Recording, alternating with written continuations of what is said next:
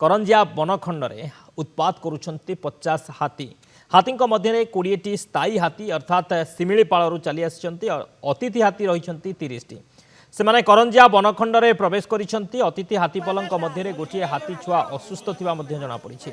असुस्थ हाथी छुआटी बाम गोड़े कौन कारणवशत आघात लगी जहाँफल चली पारु नथिबा कहिछंती बनखंड अधिकारी।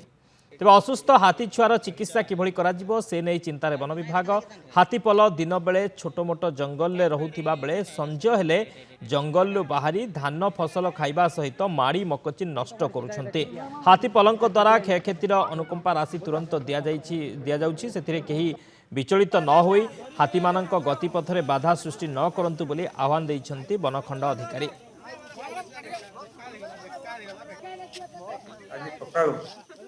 केउझर 29 टिकिया दल केउझर डिविजन रु आम करंजिया डिविजन को आसछंती जो कि गोटे वर्ष रु 1.5 वर्ष छुआर आगो बाँ पट गोड़टा टिके स्वेलिंग भाया जना पड़ुछि।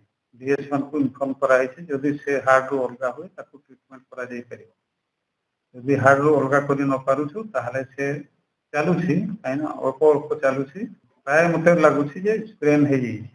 तथापि आमर स्टाफ और ड्रोन कैमेरा नहीं डिटेल वाच रखू।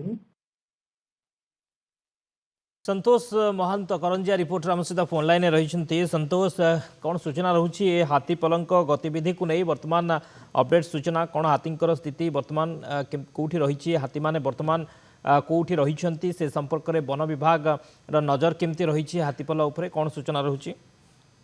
हाँ शक्ति निश्चित भाव में देखु करंजिया हूँ करंजिया बनखंड ये सब बेले हाथी केतेबेले 18 आसुचंती केतेबेले 20 आसुचंती किंतु वर्तमान 50 हाथी अछंती।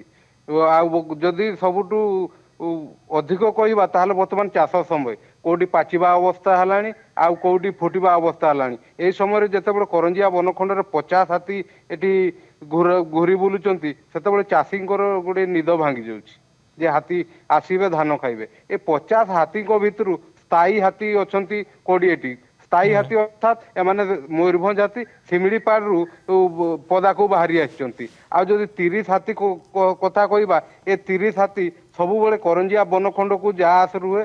तेबे ए 30 हाथी गतकाली आस्तिले 29 हाथी आस्तिले एवं गोटे हाथी छुआ काली जन्म होईची एमाने मोट 30 अछंती। तेबे हाथी पल जेतेबेले दिन बेले छोट मोट जंगल रे रहउचंती एवं संज नहीं आसिले एमाने जंगल रु बाहरी की सीधा धान खेत रे पहुंचंती एवं धान खाइबा सहित माड़ी मकची नष्ट करूचंती। आ जदि आ गोटे कथा होची जे गोटे छोट हाथी असुस्थ अछि 30 हाथी पलंक भितर गोटे छोट हाथी 1.5 वर्षर हाथी असुस्थ अछि कौन सी कारणवशत तार बाम गोडरे आघात लागिची एवं ताकू केमिति चिकित्सा करा जीवो से नहीं वर्तमान गोटे बड़ चैलेंज हो पड़ी वन विभाग पाई।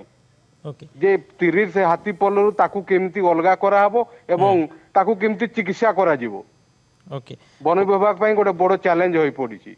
ओके बहुत बहुत धन्यवाद संतोष समस्त सूचना पाई। आसीगला पूजा ऑफर राज इलेक्ट्रॉनिक्स रे सबठु कम दाम रे पांतु आपनकर favourite electronics up to 47% discount सहित कैशबैक पांतु up to 20,000 rupees. Buy one get 3 offer free. TNC apply.